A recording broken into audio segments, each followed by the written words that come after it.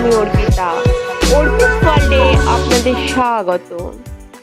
আজ আমি আপনাদের সঙ্গে শেয়ার করতে চলেছি ট্র্যাডিশনাল পাঠার মাংসের ঝোল। সামনেই দুর্গাপূজা, আর দুর্গাপূজা মানেই বাঙালির ভুরিভোজ। এই ভুরিভোজে মাংস ছাড়া কিন্তু জমে না। তাই আসুন দেখে নেওয়া যাক আজকের এই রেসিপিটি।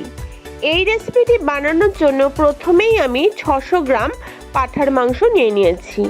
মাংসটাকে ভালোভাবে ধুয়ে জল ঝরিয়ে নিয়েছি।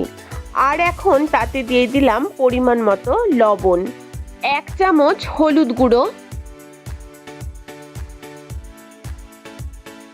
1 চামচ কাশ্মীরি রেড চিলি পাউডার, 1 চামচ গোলমরিচের গুঁড়ো,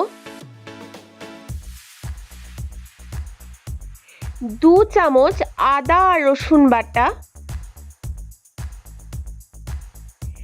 1 চামচ কাঁচা লঙ্কা বাটা, সবশেষে 2 টেবিল চামচ মতো সর্ষের তেল দিয়ে সব কিছুকে খুব ভালোভাবে মেখে ম্যারিনেট করে রাখতে হবে মিনিমাম 1 ঘন্টা মতো। আপনি যদি বেশি রাখতে চান তাহলে কিন্তু বেশিও রাখতে পারেন। এই যে ম্যারিনেট করা হয়ে গেল, এটাকে আমি ঢাকা দিয়ে 1 ঘন্টা রেস্টে রেখে দেব। অন্যদিকে মাংসের আলুগুলো আমি ডুমো ডুমো করে কেটে নিয়েছি। এবার আলুগুলোকে ভাজার পালা। তাই ওভেনের মধ্যে একটা কড়াই বসিয়ে দিয়েছি। এই কড়াইটা যখন ভালোভাবে গরম হয়ে এলো, তখন এর মধ্যে 2 টেবিল স্পুন মতো সর্ষের তেল দিয়ে দিলাম। সর্ষের তেলটা হালকাভাবে গরম হয়ে এলে এর মধ্যে আমি অ্যাড করে দিচ্ছি কেটে রাখা আলুগুলো। আলুগুলোর উপর এবার দিয়ে দিলাম পরিমাণ মতো লবণ,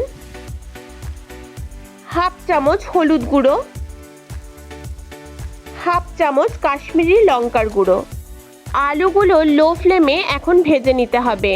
লো ফ্লেমে আলু ভাজলে আলুর উপরে যেমন খুব সুন্দর একটা ব্রাউন কালার আসে, তেমন ভেতর থেকেও খুব ভালোভাবে সেদ্ধ হয়। আরেকটা বিষয় মনে রাখবেন, আলু কখনোই আগে থেকে নুন হলুদ মাখিয়ে রাখবেন না, তাহলে জল কেটে যায় আর কালারটাও ভালো আসে না। সবসময় কড়াইয়ের মধ্যে দিয়েই নুন আর হলুদ আর লঙ্কার গুঁড়ো মেশাবেন। এখন এগুলো খুব সুন্দর লালভাবে ভাজা হয়ে গেছে, তাই একটা একটা করে আমি তুলে নিচ্ছি। আলু ভেজে রাখা তেলের মধ্যেই ফোড়নের জন্য একটা তেজপাতা, 4টে এলাচ, 3টে ছোট দারচিনির টুকরো, 4-5টা লবঙ্গ দিয়ে দিলাম। এগুলোকে কয়েক সেকেন্ড নাড়াচাড়া করে যখন এর থেকে একটা সুন্দর স্মেল আসতে শুরু করবে, তখন এর মধ্যে আগে থেকে কেটে রাখা 2টো বড় সাইজের পেঁয়াজ কুচি অ্যাড করলাম। পেঁয়াজগুলোকে এখন ভালোভাবে ভেজে নিতে হবে। আমার এই রেসিপিটি আপনাদের যদি ভালো লেগে থাকে তাহলে অবশ্যই আমার চ্যানেলটাকে সাবস্ক্রাইব করে পাশে থাকা বেল আইকনটা প্রেস করে দেবেন। এই দেখুন, পেঁয়াজটা কিন্তু খুব সুন্দরভাবে ভাজা হয়ে গেছে। এর মধ্যে এখন 2টো ছোট মাঝারি সাইজের টমেটো দিয়ে দিলাম।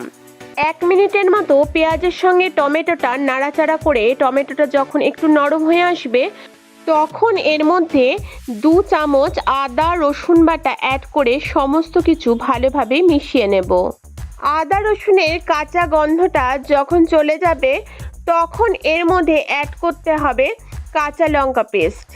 আপনারা কতটা ঝাল খাবেন তার উপর নির্ভর করেই কিন্তু এই কাঁচা লঙ্কা পেস্টটা অ্যাড করবেন।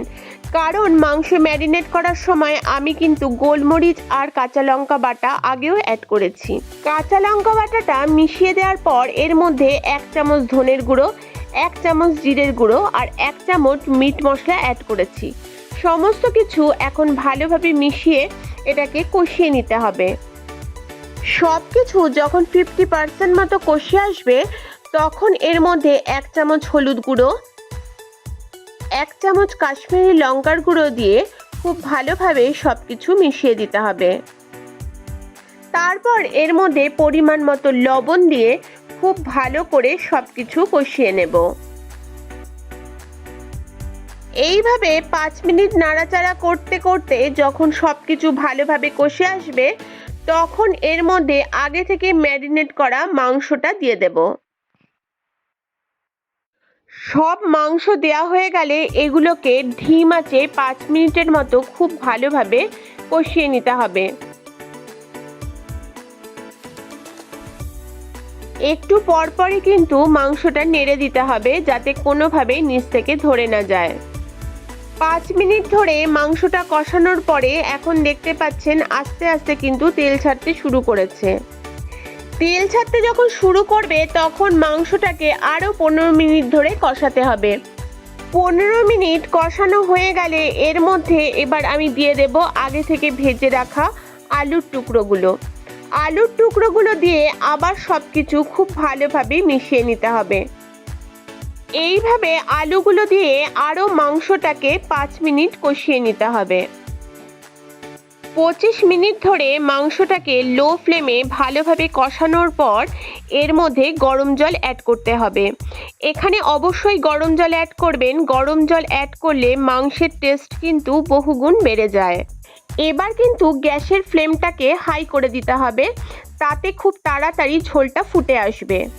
আমি মাংসটাকে কড়াইতে রান্না করব, তাই এটা হতে 45 থেকে 50 মিনিট সময় লাগবে। এখন আমি ঢাকা দিয়ে 10 মিনিট হতে দেব। আপনারা যদি প্রেসার কুকারে রান্না করেন তাহলে কিন্তু এর সময়টা অনেকটা কম লাগে, তবে কড়াইতে রান্না করলে এর টেস্টটা অনেক বেশি হয়।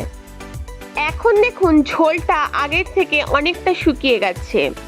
মাংসটা কিন্তু এখনো সেদ্ধ হয়নি, তাই এটাকে আমি ঢাকা দিয়ে আরও 10 মিনিটের জন্য হতে দেব। 10 মিনিট পর ফিরে এসেছি, ঢাকাটা এবার আমি সরিয়ে নিচ্ছি। এখন দেখুন কি সুন্দর একটা কালার এসেছে আর ঝোলটা অনেকটাই শুকিয়ে গেছে, আর মাংসটা দেখে বোঝা যাচ্ছে মাংসটা কিন্তু সেদ্ধ হয়ে গেছে। এবার মাংসটা কতটা সেদ্ধ হয়েছে সেটা চেক করার পালা। একটা খুন্তি দিয়ে আমি তুলে দেখিয়ে দিচ্ছি মাংসটা কতটা সেদ্ধ হয়েছে। পাঁঠার মাংস সেদ্ধ হয়েছে কিনা সেটা বোঝবার একটা সহজ উপায়, যখন হাড়ের থেকে মাংস ছাড়তে শুরু করে তখন বুঝে যাবেন মাংসটা খুব ভালোভাবে সেদ্ধ হয়েছে। এবার এর মধ্যে অ্যাড করলাম কয়েকটা কাঁচা লঙ্কা চেরা আর 1 চামচ গরম মশলা গুঁড়ো। শেষে কাঁচা লঙ্কা দেওয়াটা একেবারে অপশনাল, আপনারা যদি না চান তাহলে কিন্তু না দিতেও পারেন, তবে কাঁচা লঙ্কা দিলে এর একটা সুন্দর ফ্লেভার আসে। সব কিছু দিয়ে নাড়াচাড়া করে গ্যাসের ফ্লেম অফ করে স্ট্যান্ডিং টাইমে 10 মিনিট রেখে দিলেই রেডি পাঁঠার মাংসের ঝোল। রেসিপিটা ভালো লাগলে অবশ্যই লাইক, কমেন্টস এবং শেয়ার করে দেবেন। আজকের জন্য টাটা, ধন্যবাদ।